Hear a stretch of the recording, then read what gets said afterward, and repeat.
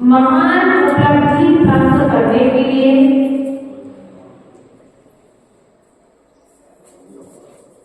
एक महान कार्य किया। वह महान कार्य जीव मात्र के कल्याण के लिए किया। आचार्य भगवत ने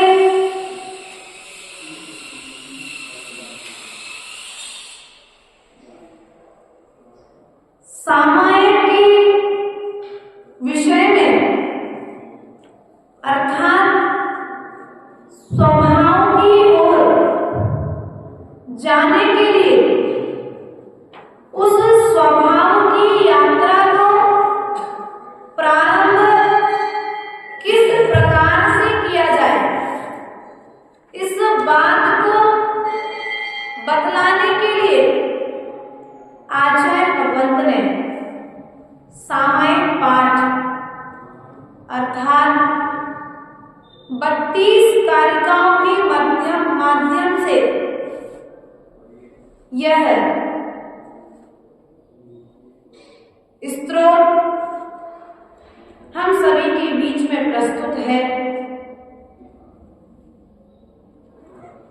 सामायिक किसको करना,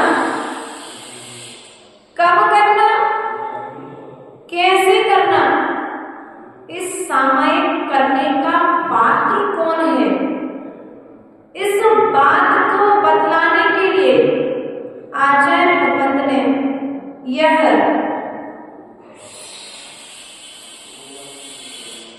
रत्नात्रय द्वाविंशतिका यहाँ पर प्रस्तुत की है। प्रिय बंधुओं, आचार्य भगवत कहते हैं सामायिक के 6 भेद हैं। कितने भेद हैं? सामायिक के 6 भेद हैं। सामायिक अर्थात समता। सामायिक अर्थात हमारा जो समता रूप परिणाम है वही सामायिक है। क्या कहा भैया? समता रूप जो मेरा परिणाम है वही सामायिक है। अब सामायिक के 6 भेदों के अंतर्गत आचार्य भगवत ने कहा नाम सामायिक, स्थापना सामायिक, क्षेत्र सामायिक, काल सामायिक और भाव सामायिक। कितने भेद बता दिए? नाम, स्थापना, द्रव्य, क्षेत्र, काल और भाव। नाम सामायिक, शुभ अशुभ नामों को सुनकर के परिणामों में समता बनी रहना, सो नाम सामायिक। क्या आपका नाम कुछ था, किसी ने कसाय के वेग में आकर के आपको कोई दूसरा नाम दे दिया, क्योंकि नाम परिवर्तित कब करता है? या तो राग के उदय में या द्वेष के उदय में। द्वेष के उदय में उसे जैसे गुण दिखाई देते हैं वह आपको उन शब्दों से सम्मानित करके अपना कार्य करता है। तो उन शब्दों को सुनकर के हमारे अंदर में परिणामों में आकुलता व्याकुलता का जन्म न होना नाम सामायिक है। बल्कि होता क्या है? माता जी हमें तो बिल्कुल गुस्सा नहीं आता, हमारे बराबर समता वाला तो इस समाज में कोई दूसरा है ही नहीं, हम ऐसा कहते हैं ना। लेकिन यदि कोई तुम्हारा नाम परिवर्तित करके आपको कुछ दूसरे शब्दों से सम्मानित करे तो तत्काल पता पड़ जाता है कि आप कितने समता के उदाहरण करने वाले हैं। प्रिय बंधुओं, कोई कुछ भी कहे, कोई कैसा भी कहे, अर्थात आचार्य कहते हैं कुछ भी टूटे कुछ भी फूटे या सब जग रूठे, काया छूटे माया छूटे या सब जग छूटे, समता नाला कभी न टूटे परवा आवश्यक है, ममता भजना समता भजना ही सामायिक है। क्या कहा? कोई तुमसे कुछ भी कहता रहे, अगर प्रशंसा कर दी तो भूल गए और निंदा कर दी तो मुंह फुला लिया। यदि किसी ने निंदा कर दी, बुराई कर दी तो बुरा लग गया। बल्कि आचार्य भगवत कहते हैं कि जो समता वाला व्यक्ति होगा, समता को धारण करने वाला व्यक्ति होगा, वह दोनों में समता रखेगा। प्रसन्नता के समय वह फूलेगा नहीं और निंदा के समय खिन्न नहीं होगा। प्रिय बंधुओं, यदि हमें अपना कल्याण करना है तो सामायिक करो। क्या करो? सामायिक। अर्थात प्रतिपल कितने मिनट की सामायिक करना है? 1 मिनट की, 2 मिनट की, 1 क्षण की, 1 घंटे की, 2 घंटे की, 10 घंटे की। कितने घंटे की सामायिक की जाती है भैया? जितने समय तुम्हारे अंदर में समता है उतने समय तुम्हारी सामायिक चलेगी। क्या?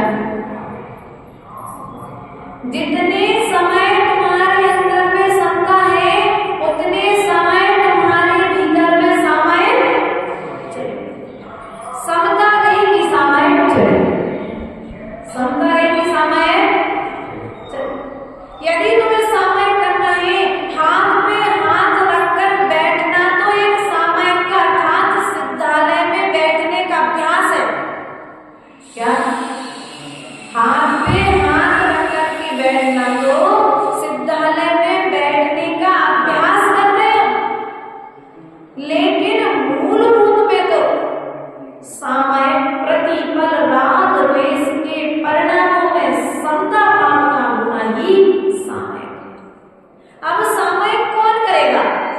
साधु करे कि साधु करेगा? भैया सामायिक किसको करना चाहिए? जिसको सिद्धालय जाना है, जिसको अपना कल्याण करना है, उसको सामायिक करना चाहिए। क्या कहा आचार्य ने? जिसको संसार से छूटना है, जिसको संसार के दुखों से बचना है, उसे सामायिक करनी चाहिए। अब बताओ, आप यदि सामायिक नहीं कर रहे हो, इसका मतलब क्या हुआ? आप संसार से छूटना नहीं चाहते। आप दुख से बचना चाहते हो तो सामायिक क्या करना चाहते हो? यदि आप दुख से बचना चाहते हो तो सामायिक करो। आप सुख को प्राप्त करना चाहते हो तो सामायिक करो। आचार्य भगवान कहते हैं क्योंकि जितने सिद्ध हुए हैं, जितने महापुरुष हुए हैं, सबने सामायिक की है। और हमारी वर्तमान स्थिति ये है कि हमारा संसार के प्रत्येक कार्य में मन लगता है, लेकिन सामायिक होना नहीं है। क्या सामायिक में मन? अर्थात हम क्षमता से अपना जीवन नहीं जी पाते। पैसे कितने दे दिया जाए, उपयोग भटकेगा नहीं? भटकेगा क्या? इन महिलाओं की एकाग्रता, इन माताओं की एकाग्रता तो चौके में पता पड़ती है, और पुरुष वर्ग की एकाग्रता का परीक्षण होता है दुकान पर बैठ। आपको याद भी होता है, आपको याद भी रहता है, आपको हर एक एक चीज की वस्तु का माप याद है। आप सब्जी बना रहे हैं, कितना नमक डालना है, रोटी में कितना नमक डालना है, ये आपको याद रहता है। आप दुकान पर हैं, किस व्यापारी को कितना सामान देना है ग्राहक को, और किससे कितना माल लेना है, ये आपको याद रहता है। लेकिन सामायिक करना, सामायिक बात याद क्यों नहीं रहता याद? क्योंकि अभी हमने एकाग्रता से उसे पढ़ना प्रारंभ नहीं किया। क्या नहीं किया है? एकाग्रता से उसे पढ़ा नहीं है, वरना याद भी रहता है और स्थिरता भी रहती है। इसलिए जितना हो सके अपने उपयोग को लगाकर, किसको लगा करके? उपयोग, स्थिर करके। जैसे अस्थिर जल, जल देखा है, नदी का जल थाली में रख लो, ज्यादा नदी नहीं देखी, तालाब नहीं देखा, समुद्र नहीं देखा, एक थाली में पानी रख लो और रखे हुए थाली के पानी में अपना प्रतिबिंब देखो, दिखता है कि नहीं दिखता? यदि पानी स्थिर है तो आपका प्रतिबिंब स्थिर दिखाएगा, और यदि पानी अस्थिर है, पानी हिल रहा है, तो तुम्हारा प्रतिबिंब भी उसी तरह से हिलता हुआ। अर्थात कहने का तात्पर्य है चंचल चित्त वाला व्यक्ति सामायिक नहीं कर सकता है। सामायिक अर्थात प्रभु का ध्यान करना। क्या करना? प्रभु का, अपने आत्मा के गुणों का ध्यान करना, अपने स्वरूप की यात्रा का नाम है सामायिक। क्या? अपने सुजीत भैया, अपने स्वरूप की यात्रा का नाम है सामायिक। यदि आपने सामायिक प्रारंभ नहीं की तो समझ लेना कि आपने अपने स्वरूप की यात्रा प्रारंभ नहीं की। भैया रास्ता राजा, अभी आपने सामायिक प्रारंभ नहीं की, इसका तात्पर्य आपने अभी अपने स्वरूप की यात्रा प्रारंभ, और जब तुमने स्वरूप की यात्रा प्रारंभ नहीं की है तो फिर अरुणी कैसे बनोगे? अर्थात शाश्वत सुख को प्राप्त कैसे होगे? अर्थात राग द्वेष से रहित होना। कोई तुम्हें अपशब्द कह दे, शुभ अशुभ नामों को सुन करके परिणामों में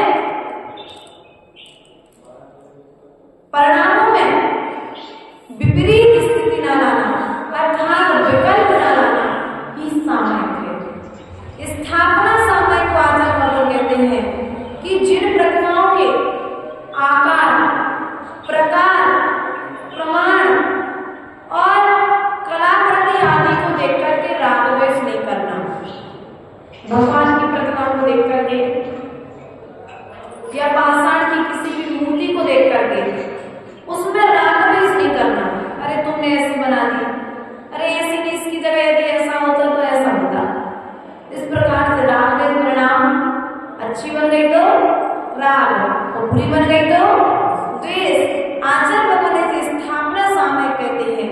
सोना चांदी आदि द्रव्यों को देखकर उनमें राग द्वेष नहीं करना, यह द्रव्य सामयिक है। क्या कहा? सोना, चांदी, आभूषण, रत्न आदि को प्राप्त करके उनमें राग द्वेष नहीं करना। तो सामयिक हो गई, चला गया कोई बात नहीं, मिल गया कोई बात नहीं, समता।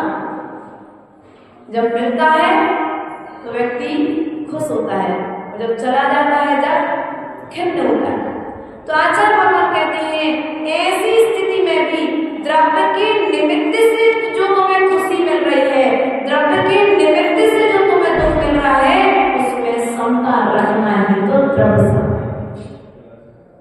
क्षेत्र सामयिक। आचार्य भगवान कहते हैं नगर में, बगीचा में, नदी के किनारे, कूप, तालाब आदि के पास में बैठ कर के सामयिक करना, सामयिक तो करना लेकिन उनमें राग द्वेष नहीं करना। क्या? क्षेत्र सामयिक बैठ करके सामयिक तो करना लेकिन उनमें राग द्वेष नहीं करना। काल सामयिक। वर्षा काल में अरे यार कितनी तेज गर्मी पड़ने लगी, फिर तो सामयिक में मन नहीं लगता। कह रहे थे ना कितनी तेज ठंड पड़ रही है, सामयिक में मन नहीं लगता। कितना तेज पानी गिर रहा है, ये उमस वाली गर्मी हो रही है, आदि आदि कह करके हम जो राग द्वेष कर रहे हैं काल में, वह भी काल सामयिक है। वो ऐसे काल में राग द्वेष नहीं करना। क्या नहीं करना? हम क्या करते हैं? हमारे अनुकूल है तो राग और प्रतिकूल है तो द्वेष। और साधु क्या करते हैं? दोनों स्थितियों में समता। वही जो है सो अच्छा है तो भी ठीक है और बुरा है तो भी ठीक है, क्योंकि हमारा धन हमारे पास से जाना नहीं चाहिए। सामयिक समता हमारा धन है। क्या है? धन है। इस धन को यदि कर्म रूपी चोर आकर के, कसाय रूपी चोर आकर के लूट ले जाएंगे तो फिर दोबारा धन मिलने वाला। इसलिए प्रयास करो, पुरुषार्थ करो कि तुम्हारी सामयिक, तुम्हारी समता बाहर की वस्तुओं को प्राप्त करके नष्ट न हो जाए। क्या? बाहर की वस्तुओं के निमित्त से, क्योंकि व्यक्ति राग द्वेष पर के निमित्त से ही करता है कि नहीं करता है? पर के निमित्त से यह जीव राग द्वेष करता है और पर के निमित्त से ही संसार में बनता है, क्योंकि स्वाभाव उसे ज्ञान ही नहीं है। क्या?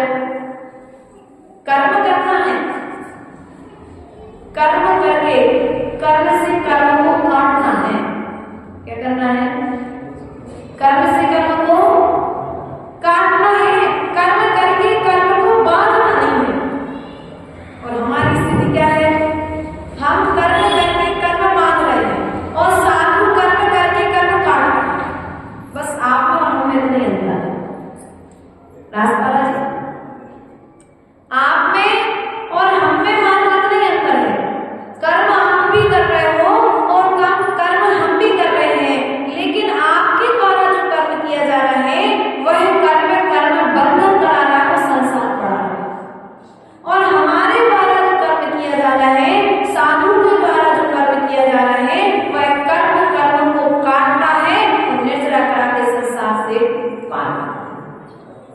इसलिए कर्म करके कर्म बांधना नहीं है, कर्म करके कर्म में काटना है। अब यहाँ पर आचार्य भगवान कहते हैं भाव सामयिक, अर्थात सभी तरह के जीवों में राहु इसका भाव ना होना। अशुभ भावों का प्रभाव हमारे ऊपर नहीं पड़ना चाहिए। क्या? अशुभ भाव और अशुभ वस्तु हमें बहुत जल्दी प्रभावित करते कि नहीं करते? दुकान पर आप घर से निकले मंदिर के लिए, भैया राजतारा की दुकान पड़ी, बहुत अच्छी साड़ी लगी, मन क्या होगा? उस साड़ी ने तुम्हारे मन को अपने प्रति आकर्षित कर। अब तुम्हारे मन में क्या हुआ? उस साड़ी को प्राप्त करने की भावना, अर्थात तुम उससे उद्गल वस्तु से प्रभावित हो गए। आचार्य भगवान कहते हैं यदि प्रभावित होना है तो जिनेंद्र भगवान के गुणों से प्रभावित हो। जिन वस्तुओं को उन्हें छोड़ दिया है उन वस्तुओं से प्रभावित होकर के उनको संग्रहित करके हम अपना संसार बढ़ा रहे हैं। क्या कर रहे हैं? हम अपना संसार चाहो तो नाव में बैठ करके पार हो सकते हो और किनारे पे खड़े रह करके तो कोई आज तक पार नहीं हुआ नहीं। अर्थात आचार्य भगवान कहते हैं कि श्रावक भी समता को धारण कर सकता है और साधु भी समता को धारण कर सकता है। इस 6 प्रकार की सामय को साधु भी कर सकता है और श्रावक भी कर सकता है। जो श्रावक सामय करेगा वही श्रावक साधु बनेगा। और बड़ी बात है, जो श्रावक सामय करेगा वही श्रावक भविष्य में साधु बनेगा। अर्थात आचार्य गुरुदेव कहते थे कि तुम्हें संयमी रहना है तो सामय करो। क्या? अपने संयम को स्थायी बनाए रखना है ना तो सामय करो, वरना संयम चला नष्ट हो जाएगा। क्योंकि कसाय का उदय कर्म का बंध कराता है और कर्म का बंध शुभ से छुड़ा करके अशुभ में डालता है। इसलिए प्रयास और शांत हमारा होना चाहिए कि 24 घंटे में हमने किसी नहीं देखा, किसी नहीं पाया और क्या नहीं किया, सबके लिए सब कुछ किया, लेकिन मैंने अपने लिए क्या किया? जो सामयिक का काल है, जो समता का परिणाम है, वो तुम्हें फल देगा। अब ये समता कोई बाजार में मिलने वाली वस्तु नहीं है, कोई नदी का पानी नहीं है, कोई कूप का जल नहीं है, कोई बोरिंग मशीन हैंडपंप का जल नहीं है कि थोड़ा सा पुरुषार्थ करो चलाओ तो तुम्हें मिल जाए। ये तो सामयिक तुम्हारे अंदर के परिणामों का विषय है। हैंडपाइप चलाते हो तो पानी मिलता है, कुएं के पास जाते हो, डोरी डालते हो, लोटा डालते हो तो जल मिलता है। उसी प्रकार से आचार्य भगवान कहते हैं तुम एक बार तो अपने अंदर में झांक करके देखो, तुम्हें तुम्हारी समता से मिला जाए। और समता यदि तुम्हारे पास एक बार आ गई, एक बार तुम्हारी समता परिणाम जागृत हो गया तो कोई गाय के दाग में ताकत नहीं कि तुम्हारे लिए संसार में भटका। समता है तो बाल स्नान के पास, समता थी तो यशोधर मुनि के पास। यशोधर मुनि नाम सुना? समता थी तो गजकुमार मुनि के पास। हम उनके अनुयायी हैं, मात्र जयकारा लगाने के लिए हम भक्त नहीं है, मात्र अर्घ चढ़ाने के लिए हम भक्त नहीं है, हम आचरण करने के लिए हैं। ये जैन धर्म आचरण प्रधान है। कैसा है? यहाँ पर आचरण की पूजा है, आचरण के लिए अर्घ चढ़ाया जाता है। यहाँ पर श्रृंगार की पूजा नहीं है क्या? बोलो तो। इसलिए प्रयास और पुरुषार्थ करो कि तुम्हारा समता परिणाम जिसके साथ में तुमने अपना जीवन कितना बर्बाद कर दिया, बिना समता के, ममता के साथ में तुमने जीवन व्यतीत किया है। सुजीत कुमार जी, ममता के साथ में रह करके तुमने जीवन व्यतीत किया है, इसलिए आज संसार में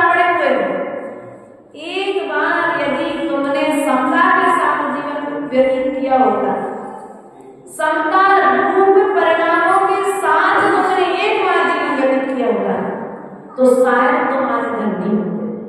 ममत्व भाव, कौन सा भाव? ममत्व भाव संसार का भाव है। लेकिन इसी बात को यदि दो पक्षों में रखा जाए तो ममत्व किसके प्रति? यदि गुणों के प्रति ममत्व है तो संसार से छोड़ने वाला होगा, गुणों से राग है तो संसार छूटेगा, और यदि कसायों की पूर्ति के लिए राग है तो संसार को बढ़ेगा। अर्थात आचार्य भगवंत का यहाँ पर कहना है कि यदि तुम सामयिक करना चाहते हो तो इन 6 प्रकार के सामयिक को धारण करो। कब करना धारण? विवाह की तिथि निश्चित होती है, जन्म कल्याण की तिथि निश्चित है, दीक्षा का तिथि निश्चित हो जाती है। तो माता जी सामयिक की भी कोई तिथि निश्चित है क्या? कोई दिवस है क्या? नहीं भैया, आचार्य भगवान कहते हैं तुम जब चाहो तब सामयिक करो। जिस तिथि में चाहो तुम्हारा स्वयंवर तो एक बार हुआ था, एक बार समता के साथ स्वयंवर करके तो देखो भैया, एक बार समता के साथ में स्वयंवर करके तो देखो, अर्थात एक बार सामयिक में बैठ करके तो देखो। शांति नहीं मिले तो कहना, क्योंकि हमने तो पढ़ा है जो जो समता के साथ में बैठा है, अर्थात जो जो सामयिक में बैठा है उसे शांति मिली है। आज व्यक्ति चाहता क्या है? शांति। क्या चाहते आप लोग? बुआ जी क्या चाहते? कहाँ मिलेगी? भूल में हो, बहुत बड़ी भूल में हो, बहुत बड़ी भूल में हो। भगवान के चरणों में शांति नहीं मिलेगी। भगवान के चरणों में शांति का उपाय मिलेगा।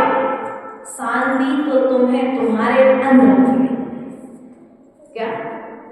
भगवान के चरणों में शांति का उपाय मिलेगा, अर्थात डॉक्टर के पास तुम्हारी बीमारी की दवा तो मिलेगी, ग्रहण तुम्हें स्वयं करना। क्या कहा? बात को समझ में आई बेटा भैया कि नहीं आई? भगवान के पास शांति का उपाय है, लेकिन उसे करना स्वयं। डॉक्टर के पास तुम्हारी बीमारी का इलाज तो है, लेकिन उपचार करवाना पड़ेगा। उपचार की विधि भी बता दी। उपचार की विधि है कि जब सामयिक करने बैठो तो कैसे बैठो? स्थिर होके बैठो, बगुला की तरह नहीं बैठना। हाँ, पंचम काल में दिखते हैं बगुला भक्ति वाले लोग मंदिर में। हमारे रास्ता भैया थे, रोज मंदिर आते थे, बहुत बड़ी दुकान है। क्यों बेटा भैया? रास्ता भैया की बहुत बड़ी दुकान है ना। अब भाभी जी रोज कहती है कि नहीं मंदिर जाना चाहिए, मंदिर जाना चाहिए। सो बोले और ठीक है, रोज रोज की पंचायत सुनने से अच्छा है कि मंदिर रोज जाने। तो इन्होंने मंदिर जाना चालू कर दिया। जब इन्होंने मंदिर जाना चालू किया तो एक दिन गए, भगवान की बड़ी अच्छी दर्शन करे। दर्शन करने के बाद में उंगलियों पर कुछ, लेकिन जो देखने वाले थे वे सब सोच रहे कि भैया जा। एक दिन देखा गुड्डा भैया ने, 2 दिन देखा, 3 दिन देखा, 4 दिन देखा, 8 दिन हो गए गुड्डा भैया को देखते देखते कि यार ये अच्छा है, मंदिर भी कर लेता है, जाप भी कर लेता है, और जाप करने के बाद दुकान भी चला लेता है, तो क्यों ना हम भी समय बचाएं। तो इन्होंने जाकर के गुड्डा भैया ने पूछा राजीव भैया से, राजीव भैया एक बार बताओ, तुम मंदिर आते हो और जब मंदिर आते हो तो मंदिर में तुम ऐसी कौन सी जाप करते हो बहुत जल्दी हो जाती है? क्या बोले? क्या पूछा गुड्डा भैया कि ऐसी कौन सी जाप करते हो जो तुम्हारी बहुत जल्दी हो जाती है? तो राजीव भैया बोले देखो जरा, उसे कहियो नहीं, वो तो क्या पत्नी घर से भगाती है ना, तो हम आ जाते हैं। अब समय कम है तो दुकान पे जाके किस किस को क्या क्या सामान देना पूरा हिसाब किताब भूल कर। ऐसे बगुला भक्ति वाले लोग नहीं कर सकते धर्म को अर्थात अपना कल्याण नहीं कर सकते। वरना मंदिर में आए कह कि आई बहू हम मंदिर जा रहे हैं और मंदिर में आकर के हाँ मंदिर गए 2 घंटे मंदिर में लगाए 2 घंटे कितने घंटे लगाए हमारे बराबर तो मंदिर में कोई बैठ नहीं सकता। हाँ बैठो मंदिर में आओ स्वाध्याय करो तो कर्म की निर्जरा होगी, पूजा करो तो कर्म की निर्जरा होगी, मंदिर में बैठ करके प्रभु के गुणों का ध्यान करोगे तो कर्म की निर्जरा होगी। लेकिन मंदिर एक ऐसा स्थान होता है कि आपके लिए दुनिया के सब काम मंदिर में, जो काम मंदिर में नहीं करना चाहिए वो काम कहाँ करते हैं। सास की बुराई, बहू की बुराई, जेठानी की बुराई, देवरानी की बुराई, इसकी अच्छाई उसकी बुराई। अब क्या करोगे? कर्म का मतलब करोगे कि नहीं करोगे? बल्कि एक ये ऐसा स्थान है जहां पर तुम आकर के कर्म की निर्जरा कर सकते हो। लेकिन तुम यहाँ पे क्या कर रहे हो? कर्म का अर्थात अन्य क्षेत्रे कृतं पापं धर्म क्षेत्रे विनश्यति, धर्म क्षेत्रे कृतं पापं बद्धलेपो न विनश्यति। अन्य क्षेत्र में किया गया पाप तो धर्म क्षेत्र में आने से नष्ट हो जाता है, लेकिन यदि आप धर्म क्षेत्र में आकर के ही पाप करेंगे तो फिर उसे कहां पर जाकर के नष्ट करेंगे? भैया जल से कीचड़ उत्पन्न होता है और जल से कीचड़ धुलता है। क्या कहा भैया? जल से कीचड़ उत्पन्न होता है और जल से ही कीचड़ साफ होता है। कहने का तात्पर्य हमारा ये है कि चाहो तो इस स्थान पर आकर के तुम संसार छोड़ने की कला कर सकते हो, प्रयास कर सकते हो, और चाहो तो इस स्थान पर आकर के तुम संसार का बंद करके अपने संसार को आगे बढ़ा सकते हो। अपने ज्ञान पर्यायों को जागृत करने का प्रयास करो। आचार्य भगवत यहाँ पर सामयिक का स्वरूप बताते हैं। अर्थात आचार्य भगवत कहते हैं सामयिक करते समय, भैया सामयिक करते समय उत्साह क्या रखो? मन में ना मत करो अरे यार रोज रोज कोई काम करना पड़ता है, तो वैसे उठो फिर सामयिक करो, दोपहर में भोजन करके और फिर सामयिक करो, शाम को फिर सामयिक करो। नहीं, उत्साह उमंग के साथ करो, प्रसन्नता के साथ करो। पूजा रोज तो करते हैं, लेकिन रोज की पूजा में और आज की पूजा में परिवर्तन होना चाहिए। अर्थात एक थाली से दूसरी थाली में अर्घ जाए, जैसे एक बार मिट्टी से चावल नीचे दूसरी थाली में गया है, उसी प्रकार से तुम्हारे अशुभ परिणाम भी उस थाली में नीचे चले जाना चाहिए। उसके बाद नए परिणामों की उत्पत्ति होना चाहिए, अच्छे परिणामों की उत्पत्ति होना चाहिए। लेकिन हमारी स्थिति क्या है? पूजा तो करते हैं, मंदिर भी आते हैं, लेकिन उत्साह के साथ नहीं आते। अरे यार जाने तो पढ़ने में खूब आगे बताओ, जैनों के मंदिर भी नहीं जाए, तुम भगवान का अभिषेक भी नहीं कर, कोई कुछ नहीं कहेगा, कोई कुछ नहीं कहेगा। तुम्हारे किए हुए कर्मों का फल तुम्हें यहीं पर। भैया लोगों के चौका लगाने के भाव नहीं होते, लोगों के जिनेन्द्र भगवान के दर्शन करने के भाव नहीं होते। मंदिर के बाजू में घर है, कोई बात नहीं, उसको चिंता मत करो, मंदिर के बाजू में हो, लेकिन स्वर्ग जाओगे इस बात की कोई गारंटी नहीं है। मंदिर के बाजू में होने के बाद में भी यदि तुम्हारा जिनेन्द्र भगवान के दर्शन का भाव नहीं है, गुरुओं की सेवा का भाव नहीं है, तो समझ लेना तुम्हारी नरक और निगोद की यात्रा प्रारंभ है। क्योंकि तुम्हारे परिणामों का फल ही तुम्हारे लिए मिलने वाला है। तुम्हारे भावों में जो उन्नति होना चाहिए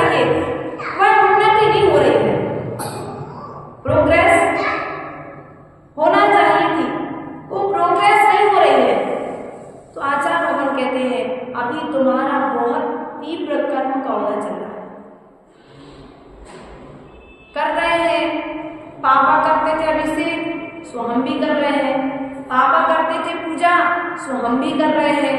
पापा करते थे ऐसा, सो हम भी ऐसा धर्म का काम कर रहे हैं। ठीक है, देखा सीखी करके धर्म के कार्य तो करना, लेकिन पाप के कार्य नहीं करना। अगर उसी कार्य को तुम उत्साह के साथ करोगे, भैया आहार देने जाना है, माता जी आई है, आहार देने जाना है, जाना पड़ेगा, कौन नहीं जाती से जा रहे हैं, फल नहीं मिलेगा, तो फल नहीं मिलेगा। लेकिन मेरा कर्तव्य है, मेरा आवश्यक कर्तव्य है, मैं श्रावक हूं, नगर में साधु आए हैं, मुझे आहार देने जाना ही है। उत्साह के साथ जाओ, उमंग के साथ जाओ, तो कर्म की निर्जरा होगी। अर्थात आचार्य भगवान कहते हैं, उत्साहीन समायुक्ता नित्यम गायन्ति ये प्रभु गुणगान भवन्ति ते नैव दुःखों में भोगिना। अर्थात जो भी कार्य उत्साह के साथ किया जाता है, वह कार्य कर्म की निर्जरा का कारण होता है, दुखों को नष्ट करने वाला होता है। और जो कार्य बिना उत्साह के साथ किया जाता है, वह कार्य कर्म बंध का कारण। तीव्र कर्म की निर्जरा करनी भैया, तो उत्साह के साथ अपने आप नींद खुलेगी सुबह से जल्दी, जब अंदर में उत्साह होगा। समय से पहले जाना है, जगाना नहीं पड़ता। ट्रेन का टाइम 7 बजे है, तो 4 बजे अपने आप नींद हो जाए। जगाना अंदर में उत्साह है, प्रसन्नता है।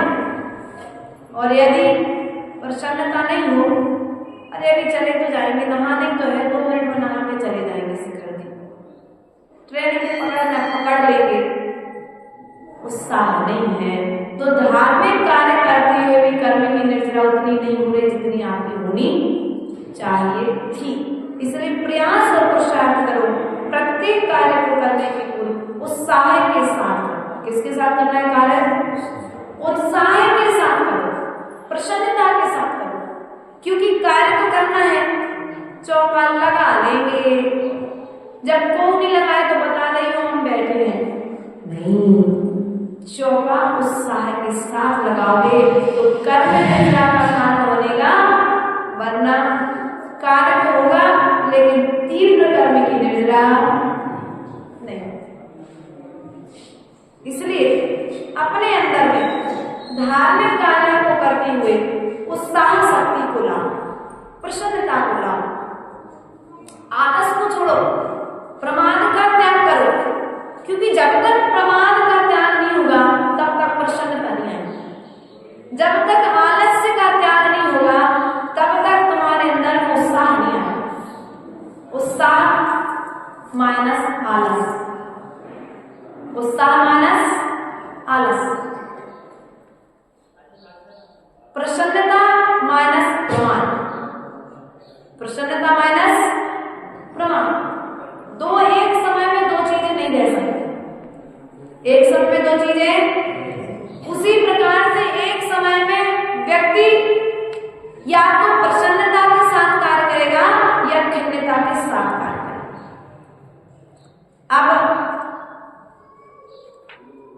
चौका के लिए तुम्हारा कोई कहने आ गया, भैया एक काम करना, नाश्ता भैया अब इतनी तारीख से इतनी तारीख तक तुम्हारा चौका लगना है। और ठीक है, देख ले, को नहीं है तो लगा दे। अब आपने ऐसा यहाँ पर आपने कह दी, भैया देखो अब क्या है कि 9 नवरात्रि आ रही है, थोड़ा सा व्यस्तता रहेगी, कपड़े की दुकान है, अभी तो हम नहीं कर पाएंगे। अब आपने क्या किया? अब आपने क्या किया? तुम्हारे घर पे कोई रत्नों की थाली लेके आया था, तुमने उसे वापस आपा दिया, क्योंकि तुम्हें ज्ञान नहीं था ना कि रत्न है उस थाली में, और रत्नों का ज्ञान होना तो तत्काल में पहले नंबर। ये जो धार्मिक अनुष्ठान है, धार्मिक कार्य है, अर्थात सामयिक आदि जो क्रियाएं हैं, दान आदि का जो आपको उपदेश दिया गया है, इन कार्यों को उत्साह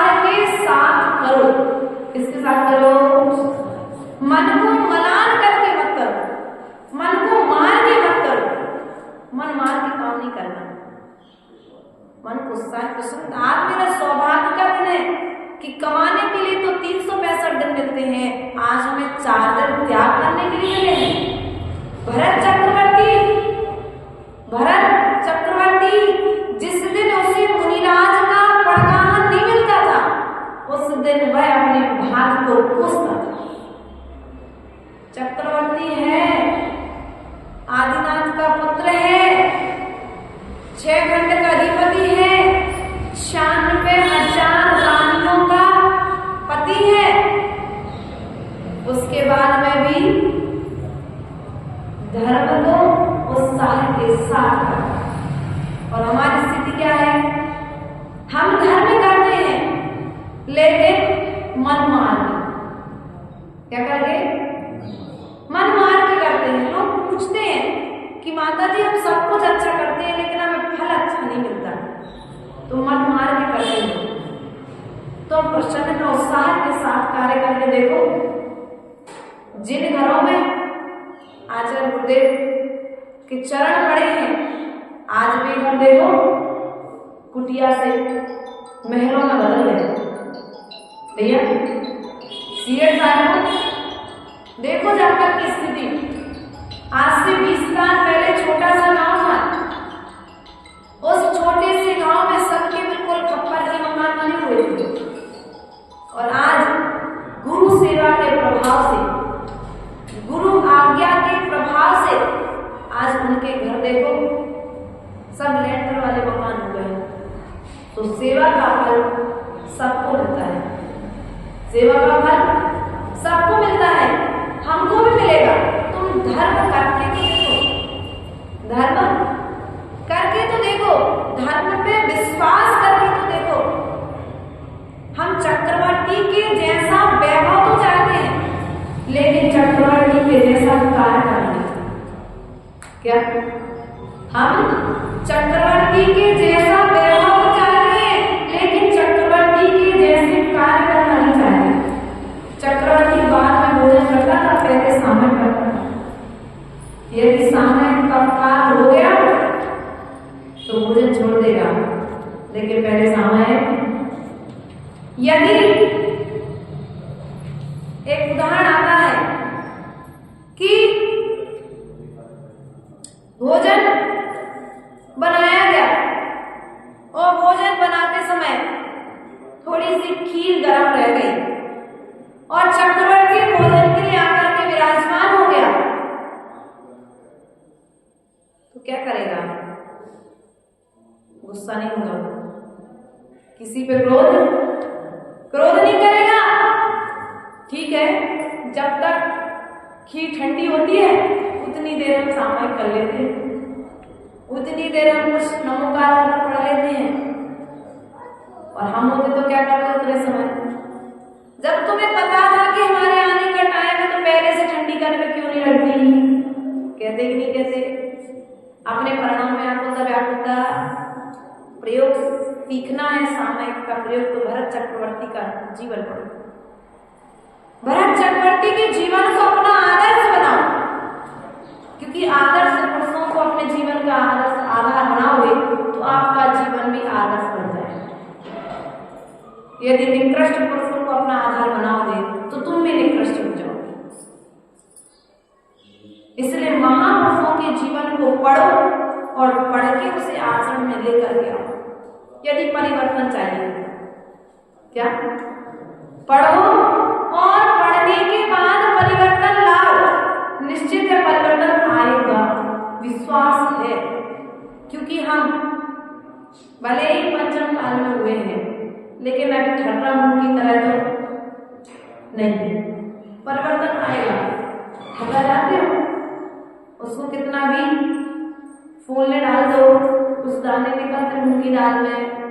कभी मक्के में सीडवेल बनाते ना, बहुत सारे दाने फूट जाते, कुछ दाने रह जाते, वो नहीं फूटते, उनको कितना भी प्रयास करो वो। तो ऐसे कुछ जीव होते हैं संसार में। एक प्रश्न आता है, माता जी बहुत सारे जीव प्रवचन सुन के परिवर्तित हो जाते हैं और बहुत सारे जीवों के परिणाम परिवर्तित नहीं होते हैं, तो वे ठर्रा मुंह की तरह अर्थात अभक्त जीव हैं, उनके ऊपर तीर्थंकर भगवान की वाणी का कोई प्रभाव नहीं पड़ता। कहीं हम आप पर तो नहीं है? यदि जिनवाणी का प्रभाव हम पर नहीं पड़ रहा है, इसका मतलब है हम अंध हैं। जब एक जंगल के शेर पर भगवान की वाणी का प्रभाव पड़ सकता है, तो हम मनुष्य गति के मनुष्यों पर क्यों नहीं पड़ सकता है? पड़ेगा। प्रयास करो, पुरुषार्थ करो, परिवर्तन आएगा। आज नहीं आया, कल आएगा, कल नहीं आया, परसों आएगा, परसों नहीं आया तो अगले जन्म में आएगा, लेकिन परिवर्तन आएगा। ऐसा विश्वास रख करके उत्साह के साथ में सामायिक करना प्रारंभ करो। एक घड़ी आधी घड़ी, आधी की भी आधी घड़ी। यदि आप 48 मिनट की सामायिक नहीं कर सकते भैया, कितने मिनट की उत्कृष्ट सामायिक तो 2.5 घंटे की करो। नहीं कर सकते 48 मिनट की करो। 48 मिनट की नहीं कर सकते 24 मिनट की करो। 24 मिनट की नहीं कर सकते तो 12 मिनट की करो। 12 मिनट की नहीं कर सकते तो 6 मिनट की करो। और 6 मिनट की भी नहीं कर सकते तो 3 मिनट की करो। 3 मिनट की भी टाइम नहीं तो 1.5 मिनट की करो। यदि 1.5 मिनट की सामायिक करने का समय नहीं है तो शायद आपसे ज्यादा दुर्भाग्यशाली संसार में कोई दूसरा। इसलिए अपने आत्मा के ध्यान के लिए समय निकालो। किसके ध्यान के लिए? अपने आत्मा के ध्यान के लिए। हम दूसरे कार्यों को कितने उपयोग के साथ करते हैं? रोटी बनाते हो, कितने उपयोग के साथ बनाते हो? जल्दी जाए, तावा बराबर मीडियम गर्म रहना चाहिए। ज्यादा गर्म हो जाएगा तो रोटी जल जाएगी, नमक थोड़ा ज्यादा हो जाएगा तो सब्जी बिगड़ जाएगी। सामान आप लोग दुकान पर देते हो, कितने नाम तोड़ के देते हो? कपड़ा कटिंग करके देते हो, ज्यादा दे दिया तो तुम्हारे जो 20-25 पैसे मिलने वाले थे 1 मीटर कपड़े पे, वो भी तुम्हारे। कितने उपयोग से करते हो? जितने उपयोग के साथ में आप बाहर की सभी कार्य करते हो, उतने ही उपयोग के साथ में अपने भीतर की यात्रा प्रारंभ करो। कर्म की निर्जरा होगी। इन्हीं भावनाओं के साथ में आज हमने अमित गति स्वामी कृत यह सामायिक पाठ यहाँ पर प्रारंभ किया है। इसको हम आगे बढ़ेंगे इन्हीं भावनाओं के साथ। बोले परम पूज्य आचार्य गणेश्वर विभव सागर जी महाराज जी की, अहिंसा कृष्ण धर्म की। धर्म सभा में आने वाले सब शरण जाते, धर्म देशना सुनने वाले दिव्य ध्वनि पाते। गुरु मिले तो प्रभु मिलेंगे, कहती वाणी मां।